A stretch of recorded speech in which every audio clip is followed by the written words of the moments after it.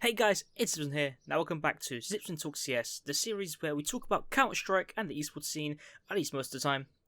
Now, due to support on the last two episodes, we are back.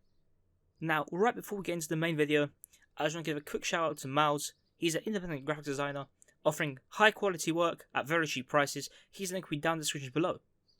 Now, let's get right into the video. Now, as you have seen by the title, today we are discussing 6-man rosters in CS esports.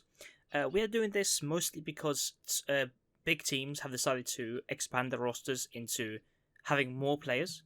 Well, I say big, two main teams have done it. We're talking about Astralis and Ence. Ence much more recently. Also, Ago did it, but the Ago project is a sort of like mess. They have like 8 players, we don't really want to talk about it. Now, what Astralis did is buy out Estag, who was a player for Heroic. They were meant to go to Fun Plus Phoenix, wherever. They bought him out, and he will join them as soon as his contract is not there. His contract is up. While Ence have signed Jumpy. Obviously, is it Jumpy or Jumpy? I don't know. Anyways, Jumpy is a hot new prospect. However, he has the prospect of a VAC ban, which is a major issue about majors. Obviously, that means Ence would not be able to use him at majors. However, they still have X7. Now, what Ence are planning to do is to use X7 for majors, such as the current Road to Rio whole thing to get the RMR points, wherever, and Jampy the rest of the day, yeah. Now, does that really make sense? Does X7 want to stick about? And the same goes for S-Tag. If he's not good enough, I'm not saying that S-Tag is not a good player. He is a great player. He's one of the best players on the Heroic roster. However, is he as good as Dupree, Zipnix, Magisk, Device, Glaive? Probably not. These guys are like legends in this point. Like, they were the most dominant team for like 2 years. So this whole situation with 6-man rosters is really interesting and different. So I'm just going to do this simply. I'm going to go over some pros and some cons and have a little debate. Now, the first pro, rotation. The teams will be able to rotate their players as they wish, and that can help with, I guess, burnout. But if you remember, Vitality was pretty dominant. I say dominant, they were carried by Zywu, but they were still a strong team. And Alex was IGLing out of his goddamn mind. He was playing brilliant, but he quit. He quit the team because of burnout, apparently. Obviously, we're not 100% sure if that's true, or there was some other issues. But if that is true, a 6-man roster could potentially solve an issue like that, with a player being able to rotate when they get tired. That also removes the need for some major roster changes. If something's not working out, you can shuffle things about. You can make it work. You have multiple things to do before you are led to going, okay, goodbye, we need this player. Obviously, it doesn't solve every issue. Some players won't be compatible. If your IGL is not performing, and the player on your bench is a Whooper, if you stick him in, it's not exactly going to work. But maybe the fresh blood by replacing maybe your other Whooper will make everything work again. You know, team synergy, all that stuff. Now, with a team synergy in IGLs, you can think about having an extra player who is actively playing. Obviously, coaches do their job of providing strats, ideas, motivation, whatever else coaches do. I'm not in the scene. I don't know what coaches contribute. It obviously depends from coach to coach. But having another professional standard player on the roster, I believe can bring a lot more ideas to the table for the team. I mean, think about it this way. You have Astralis, you have 5 brilliant players, you have Zonic, a brilliant coach. Now they're stuck on how to counter a certain setup.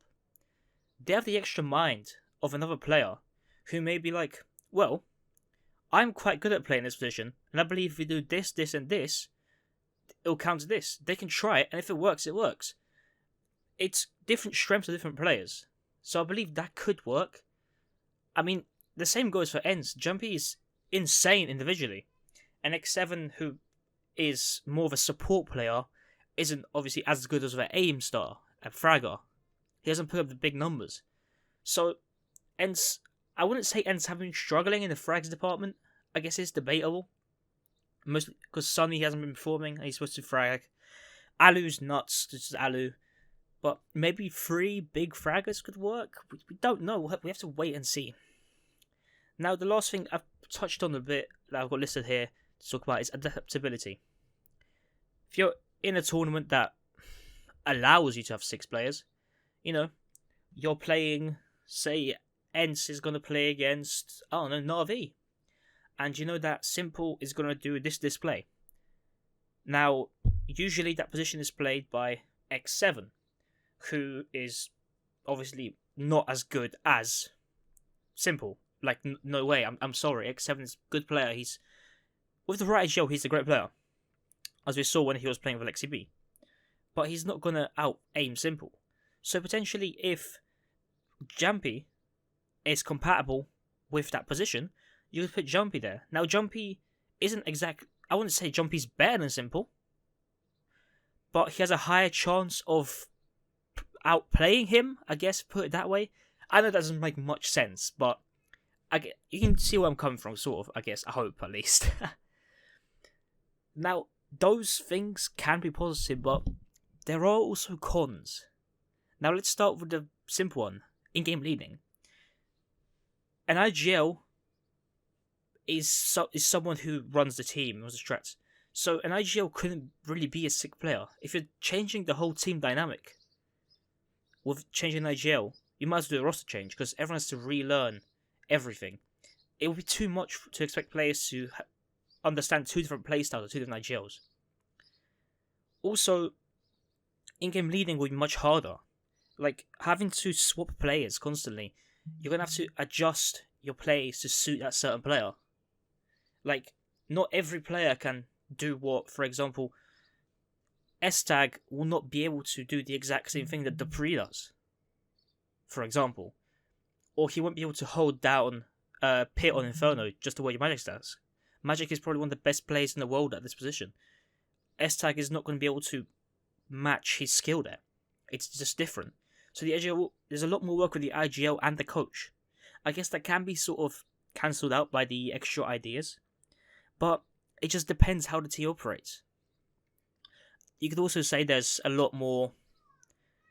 There's a lot more place for conflicts. You know, there's more players, more conflicts can arise. The team can get separated. Now that brings me to communication. If you've been playing for a number of years with the same roster, you bring the 6th player. You have to train with him. Now, last game you were playing with this player. That player got swapped out because it's better to play with this player against this team. Now, you're focused on the game. You're not thinking too much about what's happening. You hear something happens. Now, you've played this guy for years. You know exactly how he'll react, so you make your play based off that. But no, it's someone else. So he makes a different play.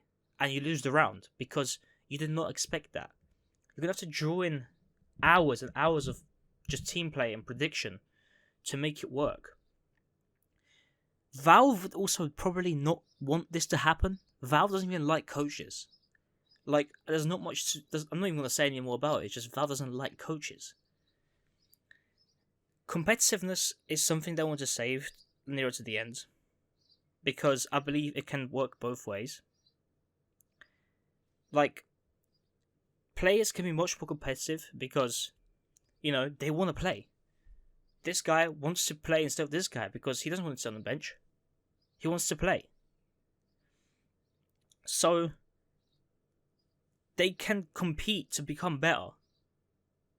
That can work positively. However, that can also lead to, you know, feuds, conflicts, those sort of things. It doesn't always make a healthy relationship with competitive.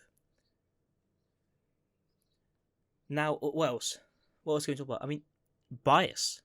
You've known these players for years. You bring in a 6th player. Do you really want to play him? Like, he's a cool guy, but do you trust him? No, you're more biased to trusting the players you already have. And if something goes wrong, you're not going to blame the players you already have. You'll blame the new guy. You'll be biased. Like, it's just how humans work. Like, you're more biased to people you know.